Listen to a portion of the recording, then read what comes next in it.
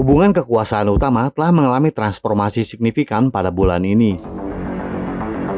Kunjungan Presiden Tiongkok Xi Jinping baru-baru ini ke Eropa, yang disusul dengan kunjungan Presiden Rusia Vladimir Putin ke Tiongkok, mungkin akan menjadi awal dari gejolak geopolitik yang besar.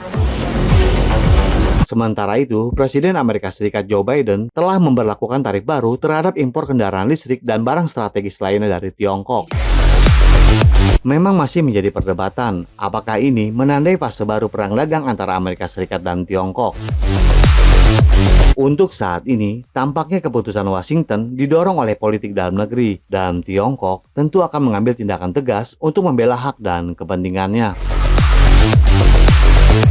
Perkembangan ini menunjukkan bahwa negara-negara besar memposisikan diri mereka untuk melindungi kepentingan nasional mereka. Kekuatan lapis kedua seperti Prancis dan Jerman di Uni Eropa, serta Jepang dan India di Asia akan terkena dampak persaingan antara Amerika Serikat dengan Tiongkok dan Rusia. Pengejaran kepentingan berbasis isu kemungkinan besar akan berhasil. Namun sayangnya, hal ini merupakan sebuah kasus dorongan politik jangka pendek yang mengalahkan isu-isu yang dapat digambarkan sebagai kebaikan global seperti perdagangan bebas yang adil dan komitmen iklim. Dan di episode hari ini, kita akan membahas memburuknya hubungan antara Amerika Serikat dengan Tiongkok. Apakah ini era perang dingin baru dengan ancaman nuklir?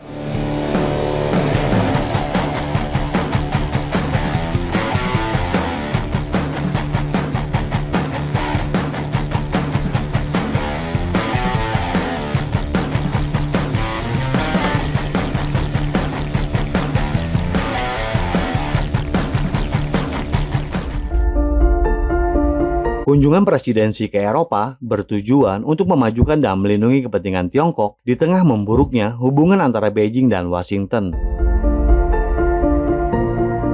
Ketika Xi bertemu dengan Presiden Prancis Emmanuel Macron, tujuannya adalah untuk bersama-sama mendorong dunia multipolar yang setara dan teratur. Ini adalah formulasi yang menantang keunggulan unipolar yang Tiongkok anggap telah disalahgunakan oleh Amerika Serikat sejak runtuhnya Uni Soviet. Perancis, meskipun menjadi anggota NATO, namun tidak memiliki hubungan dekat dengan Amerika Serikat seperti halnya Inggris, sehingga Perancis merupakan negara perhentian pertama yang tepat untuk kunjungan presidensi. Pernyataan bersama mengenai Timur Tengah dari Presiden Tiongkok dan Prancis menyoroti fakta bahwa kedua negara adalah anggota tetap Dewan Keamanan PBB dan bekerja sama untuk menemukan solusi konstruktif berdasarkan hukum internasional terhadap tantangan dan ancaman stabilitas dan keamanan internasional. Intinya di sini adalah bahwa Israel dapat bertindak dengan impunitas dalam penggunaan kekuatan yang tidak proporsional terhadap warga sipil Palestina hanya karena dukungan Amerika Serikat. Hal ini tidak berarti bahwa tidak ada perbedaan antara Macron dan presidensi dalam menanggapi isu-isu lain. Ada banyak hal dalam perdagangan dan tidak ada pihak yang melakukan akomodasi substantif. Sementara itu, Perancis mungkin menyadari keterbatasan otonomi strategis dalam menghadapi invasi Rusia ke Ukraina dan mengancam keamanan Eropa. Dan pertanyaannya, apakah Tiongkok secara tidak kritis mendukung Rusia ketika menyangkut perang di Ukraina? Kunjungan Putin ke Tiongkok bersifat instruktif dan teks, dan dari berbagai pernyataan bersama memberikan kita beberapa petunjuk penting mengenai kerangka geopolitik hubungan Tiongkok-Rusia. Dalam sambutannya kepada media, presidensi mengatakan Tiongkok dan Rusia percaya bahwa krisis Ukraina harus diselesaikan dengan cara politik. Tiongkok telah konsisten dan jelas dalam hal ini dengan mengadvokasi kepatuhan terhadap norma dan prinsip yang ditetapkan dalam Piagam PBB, menghormati kedaulatan negara dan integritas wilayah semua negara, sambil mempertimbangkan kekhawatiran keamanan yang wajar.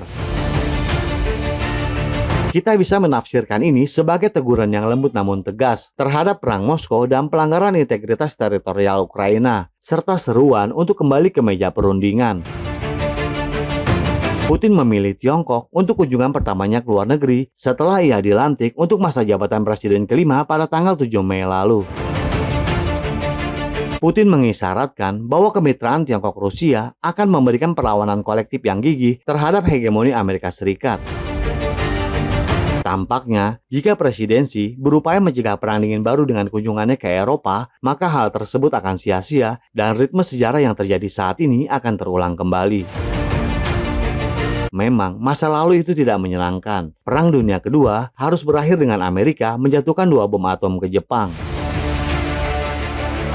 Baru-baru ini, Putin kembali mengisyaratkan penggunaan senjata nuklir dalam konteks perang di Ukraina. Pada tanggal 6 Mei lalu, ketika presidensi mengunjungi Eropa, Kementerian Pertahanan Rusia mengatakan pihaknya akan berlatih mengerahkan senjata nuklir taktis sebagai tanggapan terhadap apa yang mereka sebut sebagai ancaman dari Barat. Secara khusus dikatakan bahwa langkah-langkah akan diambil untuk mempraktekkan isu-isu persiapan dan penggunaan senjata nuklir non-strategis. Dan pertanyaan selanjutnya, apakah senjata nuklir bisa bersifat non-strategis? Mungkin kita bisa bertanya pada Hiroshima dan Nagasaki. Dalam sebuah artikel yang diterbitkan surat kabar Prancis Le Figaro pada tanggal 5 Mei lalu, dan kemudian dalam bahasa Inggris di CGTN, presidensi menulis, "Sejarah adalah guru terbaik kita. Kita hidup di dunia yang jauh dari ketenangan, dan sekali lagi menghadapi banyak resiko." Presidensi juga menambahkan, "Saya telah menekankan bahwa senjata nuklir tidak boleh digunakan dan perang nuklir tidak boleh dilakukan." Komitmen presidensi terhadap pengendalian nuklir, meskipun ada kecaman dari Putin, disambut baik dan sangat menggembirakan. Dan untuk dicatat bahwa pernyataan bersama antara presidensi dan Putin menegaskan bahwa tidak ada pemenang dalam perang nuklir dan perang itu tidak boleh dilakukan. Meskipun hal ini merupakan pengulangan komitmen yang dibuat oleh 5 negara pemilik senjata nuklir pada bulan Januari tahun 2022, penting bagi presidensi untuk mengingatkan lawan bicaranya di Prancis bahwa Tiongkok adalah satu-satunya negara di antara negara-negara pemilik senjata nuklir utama yang berkomitmen untuk tidak menggunakan senjata nuklir. Pengendalian dan kejujuran nuklir bukan sekedar tujuan normatif demi kebaikan global, namun merupakan keharusan etis yang akan menentukan kelangsungan hidup global. Tekad presidensi dalam hal ini harus diakui dan diapresiasi, bahkan ketika persaingan geopolitik antara Amerika Serikat dan sekutu-sekutunya melawan hubungan Tiongkok-Rusia yang semakin meningkat.